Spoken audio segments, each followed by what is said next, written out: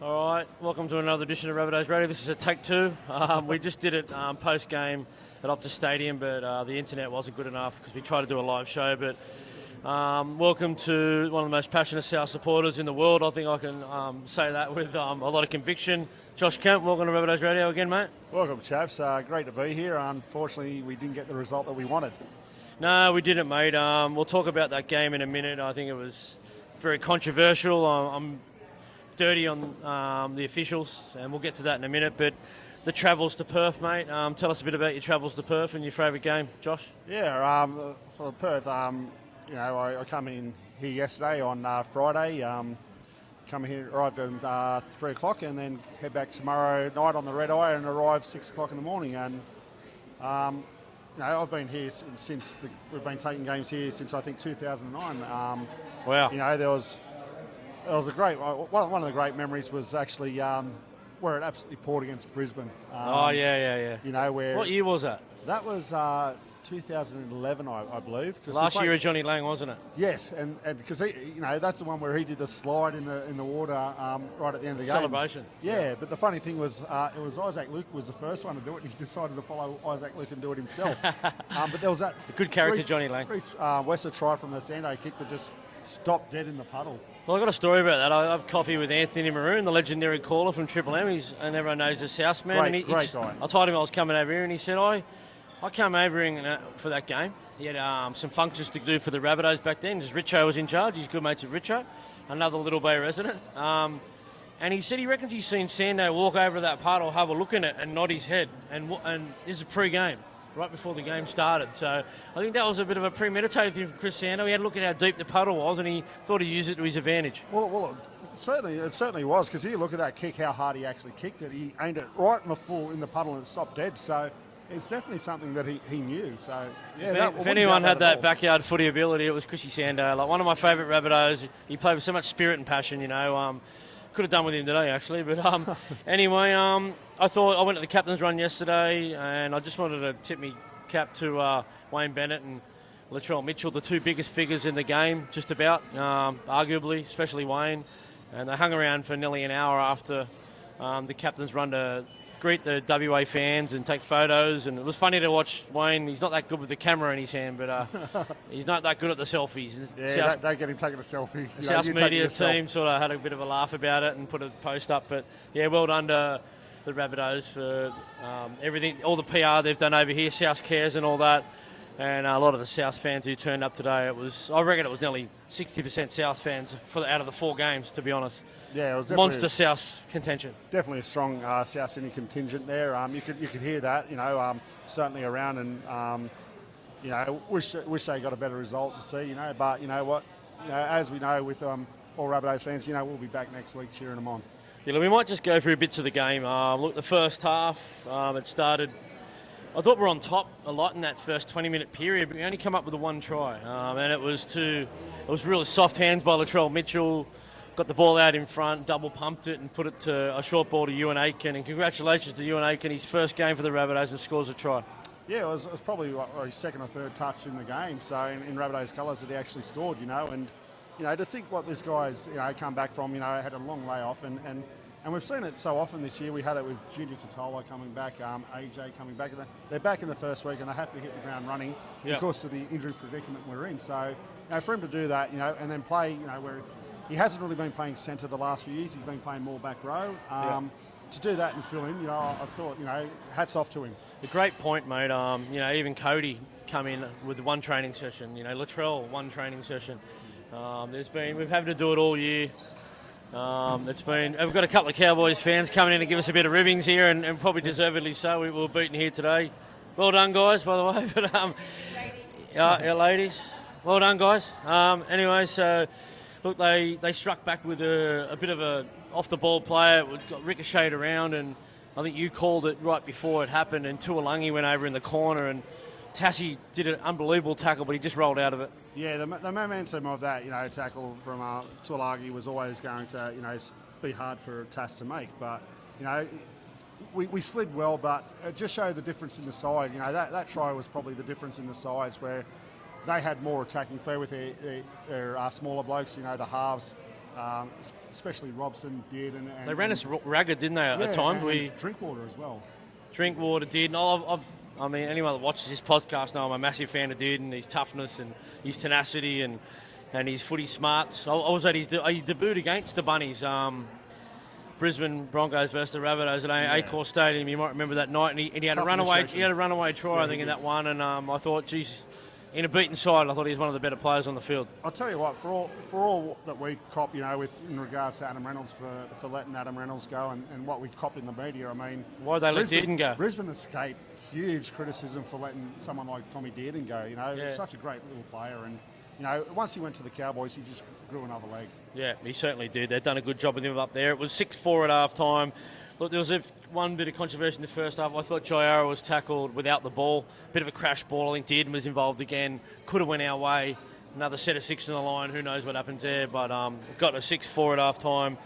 After the break, the Mighty Mouse himself topped the run metres again. No surprise for the Bunnies. 236 metres.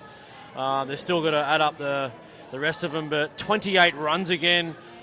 What about, look, besides that try, obviously it was a bit of a wrap play from, went out the back, he went and picked it up. Latrell ended up getting it, he wrapped Latrell and scored again around the backside. What do you think Jai Gray's meant to our team this year, mate?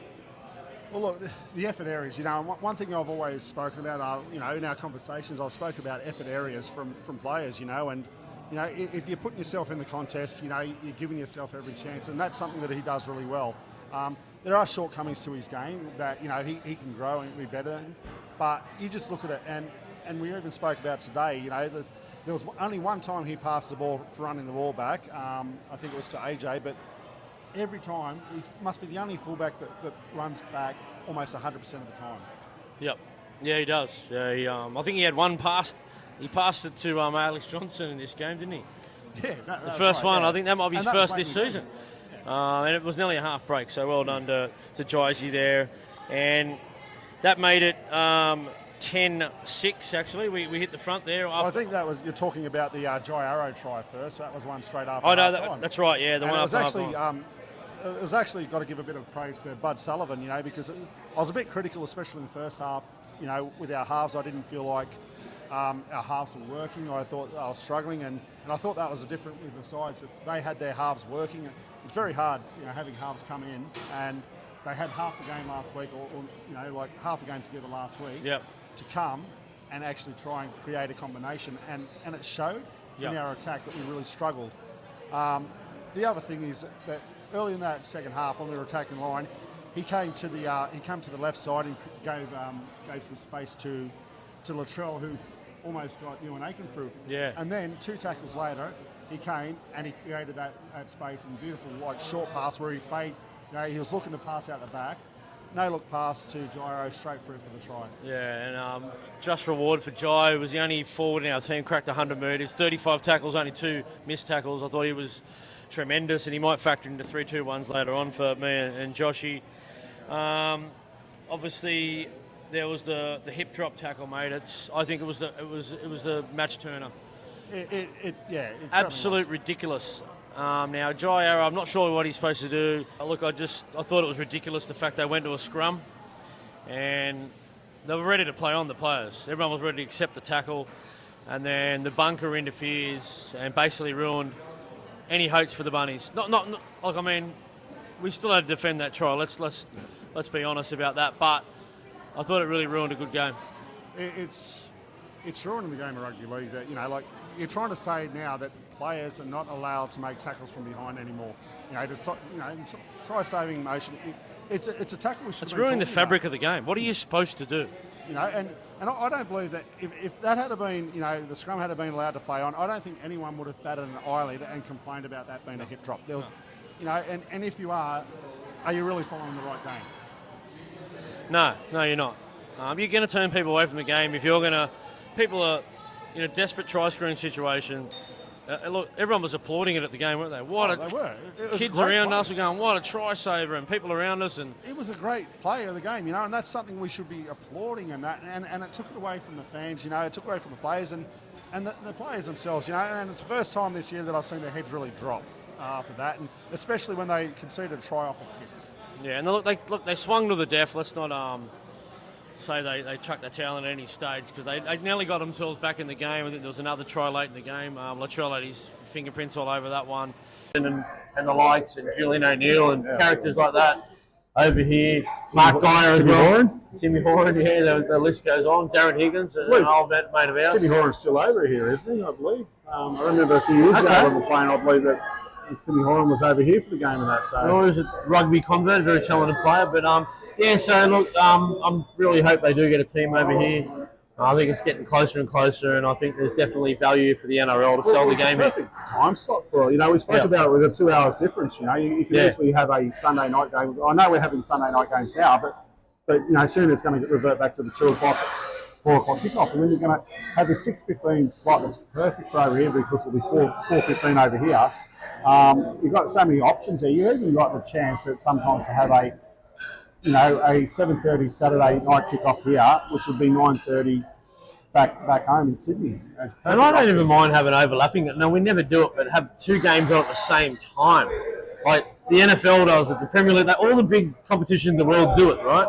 We're the only ones that don't because they're scared to divide it, right? So why not even have it on a Sunday? Have 2 games at 4 p.m. in Eastern Standard Time. Why not?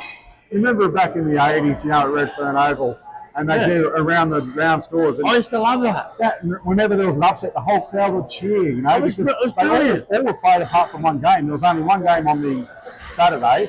The rest will play at the same time on the Sunday.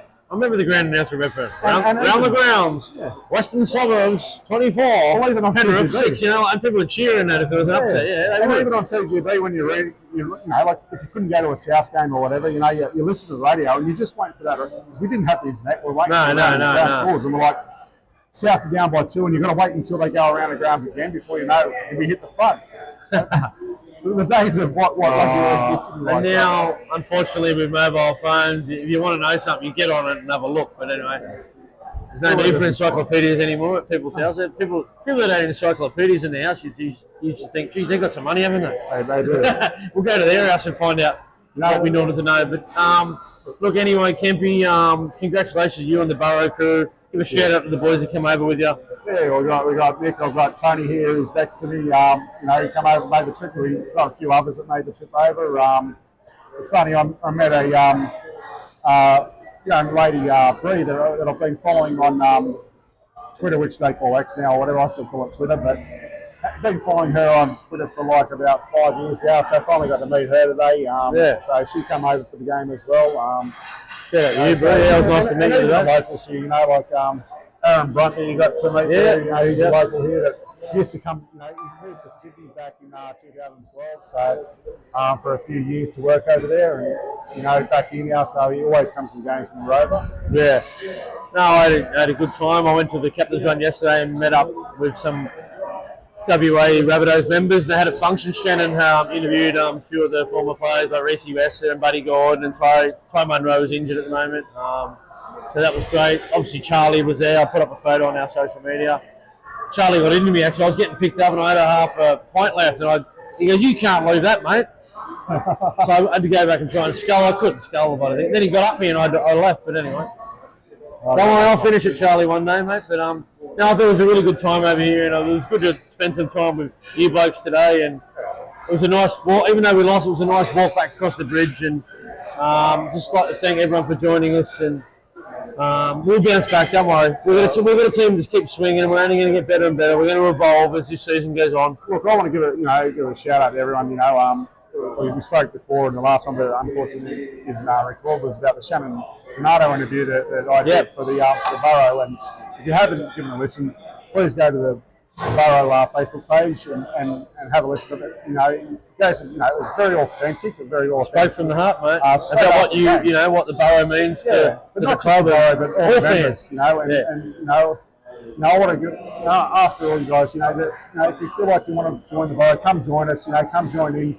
Even if you don't want to sit in the Burrow, you know, when you hear the South Sydney chant, make sure you get in, because that's something that makes a difference to the boys. You know, and it's something that we seen last week against the Roosters. It really lifted the boys, and Shannon pointed that out. I did. Get yourself out there to Acorn next week. I know it's an away game, but members, reciprocal rights, we can all go as members. Take as many people as you can, because we've got to try and stand up with these Bulldogs fans. They're going to have, I reckon, 30 or 40,000 Bulldogs fans will be there. They had 22,000 on the 6 o'clock Sunday time slot last week, which is against Newcastle. Friday. And being a good Friday with the Easter show there, we're looking at least 50,000 there as long as it's a nice day. But great for the game. We could possibly break the record, which is 59,700 and something that we got against the Roosters for a regular season ground.